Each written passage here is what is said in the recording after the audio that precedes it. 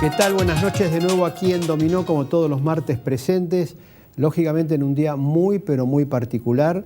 Están los atentados en Bruselas, está la visita de Obama a Cuba y ahora a la Argentina, y está esta crisis que cada vez se desarrolla con mayor potencia en Brasil y que todo indica que apunta a prácticamente la destitución de Dilma Rousseff y quizá hasta la detención de Lula, de acuerdo al desarrollo de los últimos acontecimientos. A pesar de la importancia de todos esos temas, hoy no los vamos a abordar porque vamos a abordar un tema que abarca a muchísima gente. En forma directa, a más de 20 millones de argentinos o residentes extranjeros en la Argentina. Y en forma indirecta, al resto. O sea que de una manera u otra están involucrados más de 40 millones de argentinos y residentes extranjeros que viven aquí en la Argentina, porque vamos a conversar con el titular del ANSES. Es Emilio Basa Bilbaso, con el cual vamos a repasar todos los temas que están, digamos, directamente gestionados, administrados por la ANSES, que tiene que ver con las jubilaciones, las asignaciones familiares, la asignación universal por hijo, el tema de procrear, los planes de vivienda, absolutamente todos los temas, el tema de impuesto a la ganancia que afecta también a un sector de los jubilados. Hasta ahora han cobrado marzo y todavía no se han reflejado los cambios en ganancia. Todos esos temas los vamos a abordar con Emilio Basa Bilbaso. Por eso una recomendación, quédese frente al televisor, porque de una forma u otra lo que vamos a conversar hoy tiene que ver con usted, con algún familiar, algún vecino, alguna persona cercana, porque, insisto, hoy la ANSES hace más de 20 millones de pagos por mes, teniendo en cuenta jubilaciones, asignaciones, bueno, todo lo que tiene que ver con el sistema de prestaciones previsionales y sociales, y lógicamente quizá una persona activa que está haciendo el aporte todavía no recibe nada, pero dentro de muy poco quizás se jubile o directamente tiene que ayudar a sus padres que están jubilados. Todo eso lo vamos a abordar ahora en tan solo unos segundos después de unos auspicios. Recuerde, quédese porque vamos a abordar todo esto sin ningún tipo de publicidad intermedia, con lo cual vamos a tener prácticamente la media hora de conversación en forma directa con Emilio Basa Bilbaso.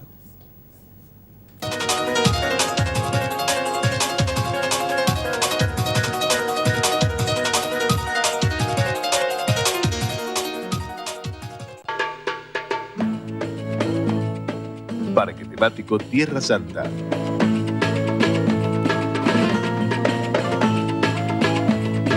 Todo es posible. UMED, tu derecho a la excelencia.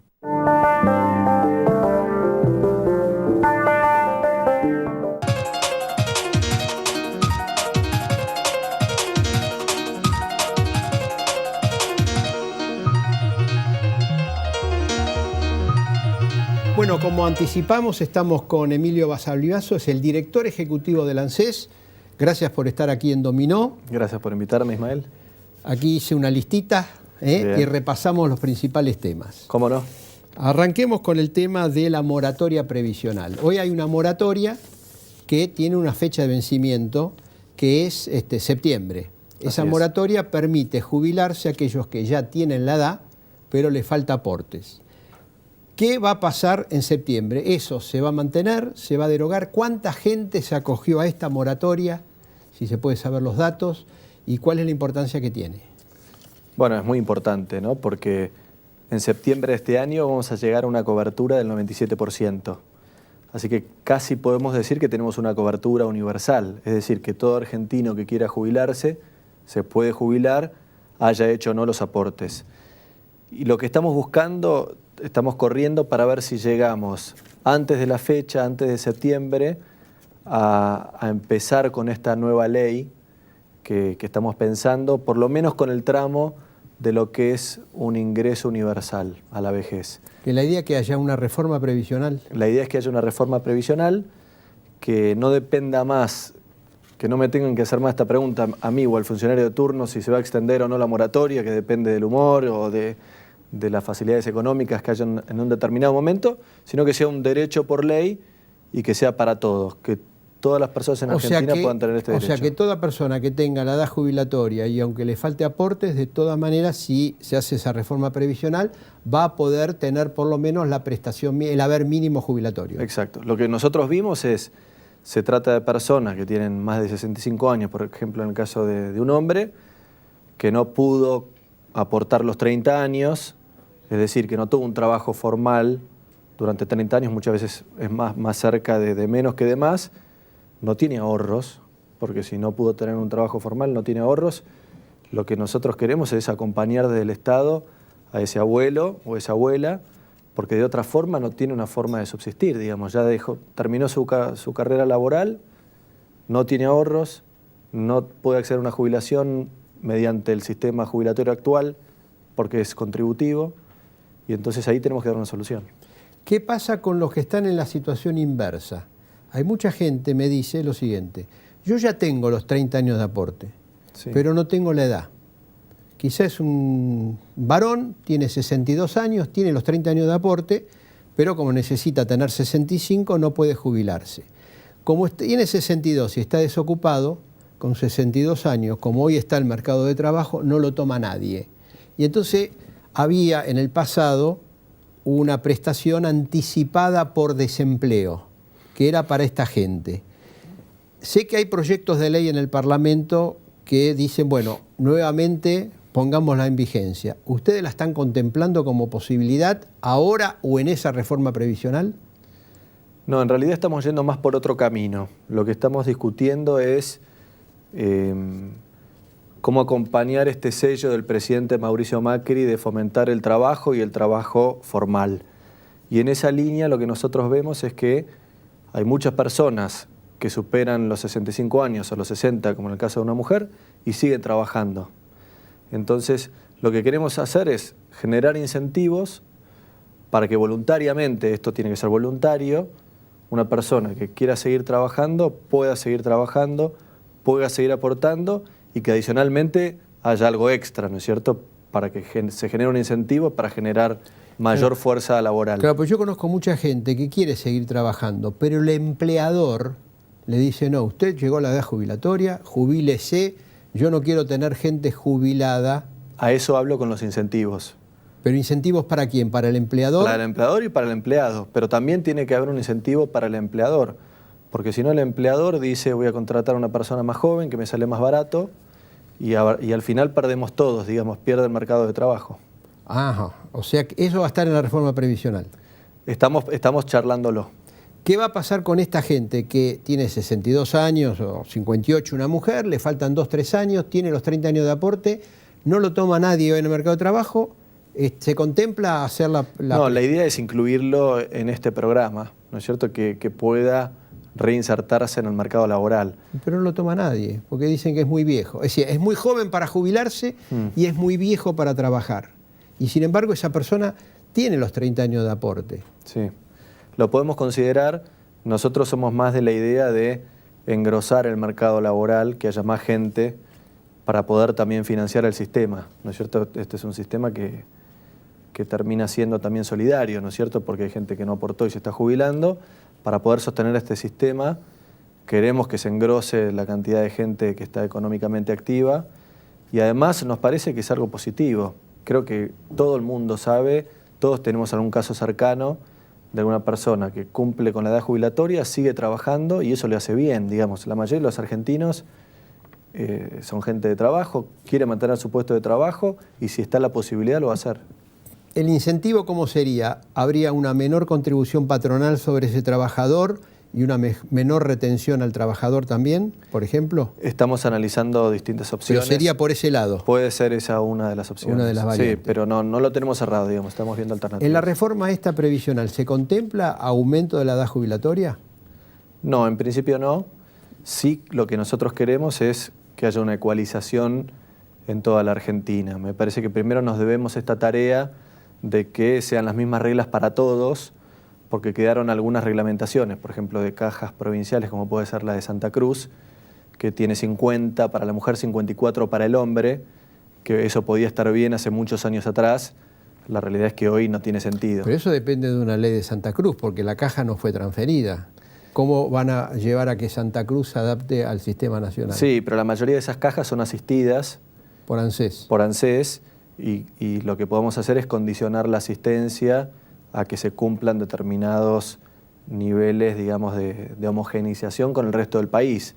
Porque si nosotros seguimos asistiendo a esas cajas y esas cajas no hacen un esfuerzo para que estemos todos con las mismas reglas, me parece que estamos generando un incentivo que no es positivo.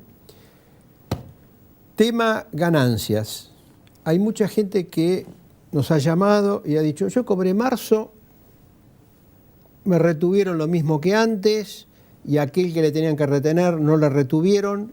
¿Cuál es el estado de situación del tema ganancias de acuerdo a la última modificación que se hizo? Bueno, es una buena pregunta, Ismael, y ahí aprovecho para aclarar, porque usted vio que hicimos el anuncio del cambio de ganancias una vez liquidado el mes de marzo. Ya habíamos disparado los pagos, ya estaban en el proceso administrativo. Entonces lo que vamos a hacer es ahora en el mes de abril van a ver la reducción, digamos, en los pagos de ganancias y adicionalmente se va a pagar el retroactivo para el mes de marzo o para lo que corresponda. ¿Cuánta gente hoy jubilada por la ANSES está alcanzada por ganancias? Hoy son 110.000 adultos mayores que están alcanzados por ganancias. De ANSES. Con el cambio. Con el cambio. Con el cambio son 110.000. Sí. ¿Son más o menos que antes? Son un poco más. Son un poco más porque eran casi 80.000 antes, así que subimos aproximadamente 30.000 para hacer números redondos. Pero acá vale la pena aclarar algo que es muy importante, porque la recaudación de impuesto a las ganancias en jubilados a partir de este mes de marzo cae un 40%. ¿Qué hicimos? La liquidación de abril. Va a ser la liquidación de abril, sí, pero que va a ser retroactivo a marzo.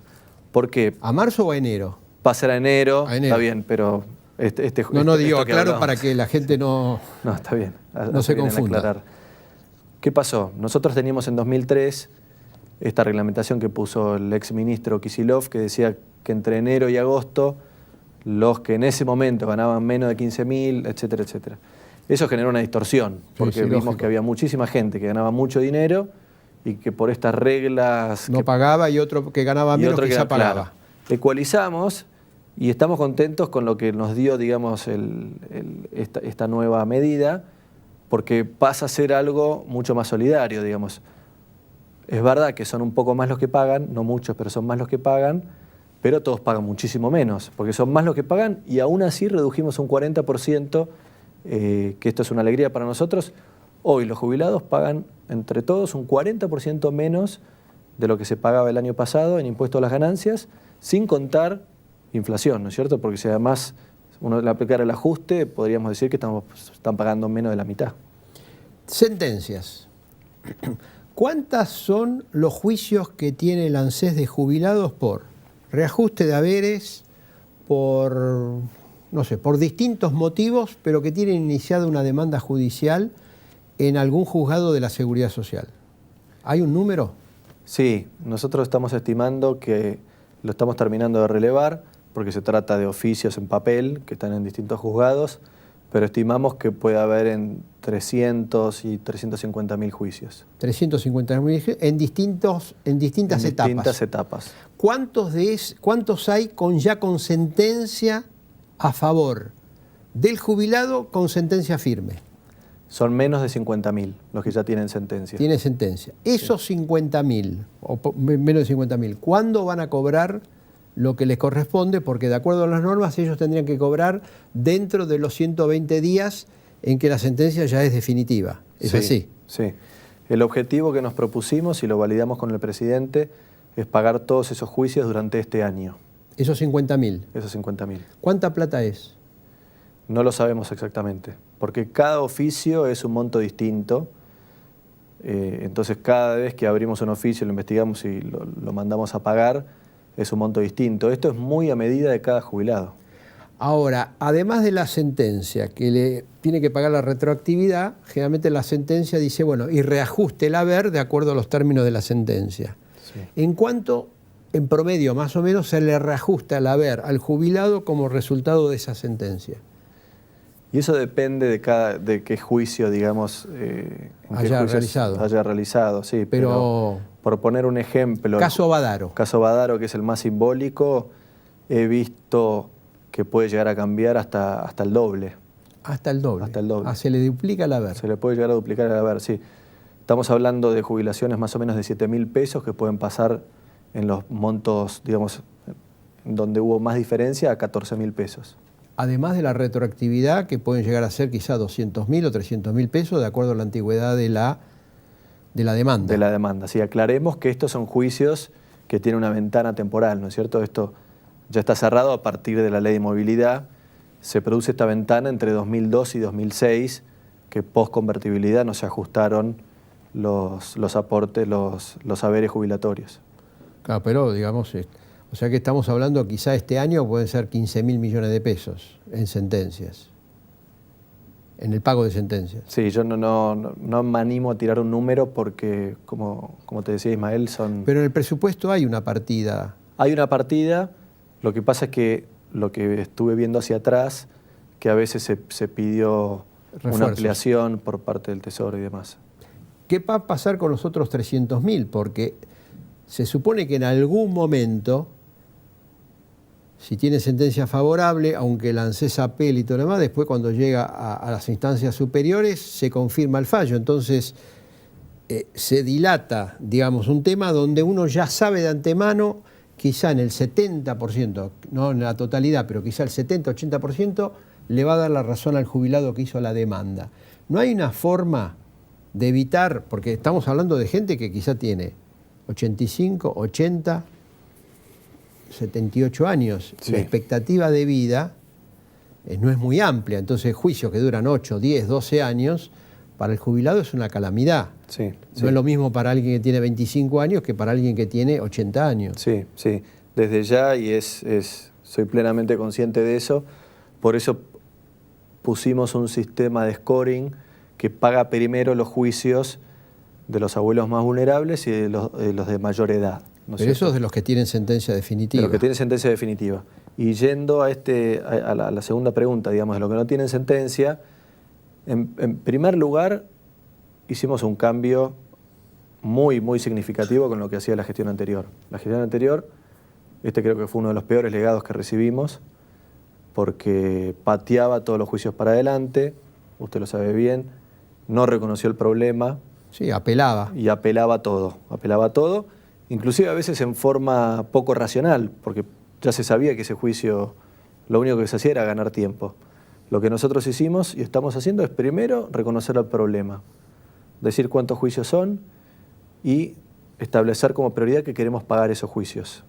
Estas cosas no se pueden hacer de un día para el otro, pero sí en estos 4 años nosotros queremos solucionar todo el tema de todos los juicios. Todo el stock. Todo el stock de juicios, e inclusive en la apertura de sesiones del Congreso, el presidente Mauricio Macri dijo que su prioridad son los jubilados y que quiere pagar todo el stock de juicios. Pero pagar 300.000 juicios es un fangote de dinero, por eso digo. Por eso yo digo que esto va a tomar los 4 años de la gestión y estamos viendo distintas formas para poder hacerlo. Porque hay distintas alternativas también, ¿no es cierto? Hay veces que, como usted bien decía, Ismael, el adulto mayor que tiene más de 85 años necesita una solución rápida, no puede seguir esperando. Entonces, en ese caso, quizás ya con ajustar el flujo y negociar... reajustarle el haber y ver cómo se le paga la retroactividad. La retroactividad en cuotas, o hay distintas formas que estamos analizando, porque es verdad que económicamente no se puede pagar el 100% de todos esos juicios. Entonces, estamos viendo alternativas. Alternativas frente a esta... ¿Están entrando nuevos juicios? No, prácticamente... Porque a mí en el fuero de la Seguridad Social me dijeron que por día se están firmando 160 poderes. O sea, jubilados dan el poder a abogados para que inicien una demanda a razón de 160 por día. 160 por día son 3.000 juicios por mes, lo multiplico por... Saco la feria, 11 meses, y estamos hablando de 30 y pico mil de juicios. Sí, entran juicios nuevos, lo que sucede es que se va reduciendo el stock, digamos. Que se paga más de lo que El flujo de salida es mayor que el flujo de entrada. Porque además toda esa gente que pide el poder a veces no termina Pero ¿por qué? el proceso final del litigio. Dado que Badaro llega hasta el 2006 y después está el IF, que también más o menos tiene la misma fecha, ¿qué nuevas demandas hoy por hoy puede hacer un jubilado? No hay nuevas demandas. Se trata de otros casos, muchas veces se trata de otros casos de aquella época que todavía no habían litigado. No hay por nuevos. No. Hay algunos, ¿no? Estamos hablando en términos generales, pero la mayoría de los juicios se concentran en estas etapas, tanto de Badaro, porque no hubo movilidad, que ahora ya la tenemos, y el IF con no solo la movilidad, sino también suma el cálculo del haber inicial. Asignación universal por hijo. Se habló mucho de universalizarlo y que se pueda extender a los monotributistas que hoy no lo reciben. La UH, es decir, el que está con trabajo formal tiene la asignación familiar por hijo. El que está en trabajo negro, desocupado, tiene la UH. Pero después está todo el universo de monotributistas, que hay 1,5 millones, que no lo tienen. Y se habló de que iba a implementarse eso. ¿Cuál es la novedad en la materia? Sí, estamos avanzando para universalizar del todo. Está bien, es correcto lo que usted dice. Nosotros queremos un ingreso universal a la niñez, pero que sea universal, porque lo que tenemos hoy no es universal. Y dimos 2 pasos muy importantes en ese sentido. En primer lugar, a partir de marzo, incorporamos 1.200.000 chicos nuevos al sistema de asignaciones familiares. Y no solo eso, sino que ampliamos al doble el primer rango de lo que son los pagos de las asignaciones familiares. Esto quiere decir que los trabajadores que están en una relación de dependencia que menos ganan, cobran más que los que más ganan. Sí, y duplicamos ese rango. Así que favorecimos esta progresividad de lo que son las asignaciones familiares. Que además genera un incentivo positivo, porque también hemos detectado, y se habla mucho de personas que tienen el plan social, le ofrecen un trabajo en blanco, por decirlo, y no lo aceptan por miedo a perder el plan. Esto lo que busca también... por miedo a perder la asignación. Claro, estoy hablando del plan como la asignación. Claro. Esto, el valor de la asignación familiar del primer tramo es el mismo que el de la AUH. Así que es ampliamos 962 pesos. Creo.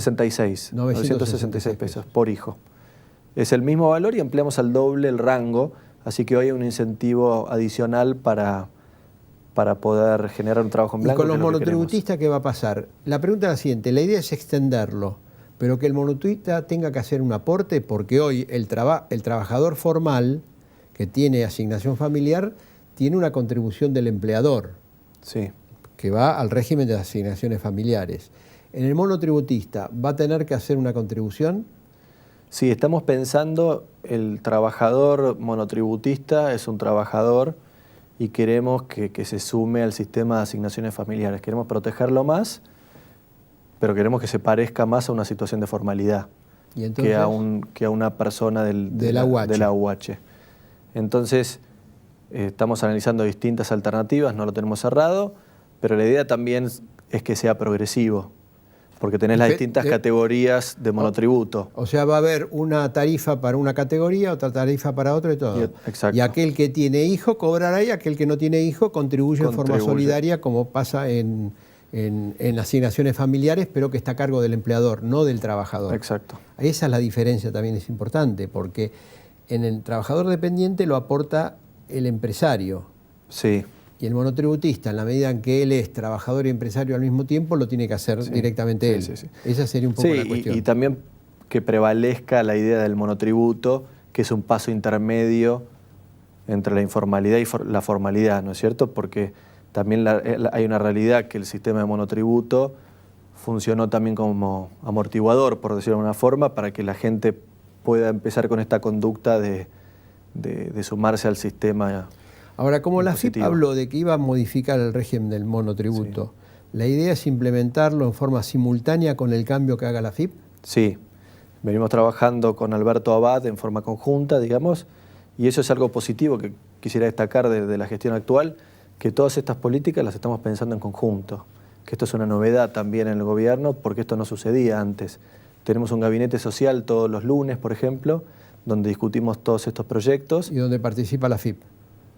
La AFIP en a veces participa, a veces no. Igual tenemos reuniones específicas con AFIP, pero sí está el ministro de Trabajo, la ministra de Desarrollo Social participa, el ministro de Educación, porque todos estos programas tienen externalidades, ¿no es cierto? Claro. Entonces hay que pensarlas en forma de equipo, en conjunto. Tenemos que ir cerrando. Última pregunta. Bien. Procrear. Sí.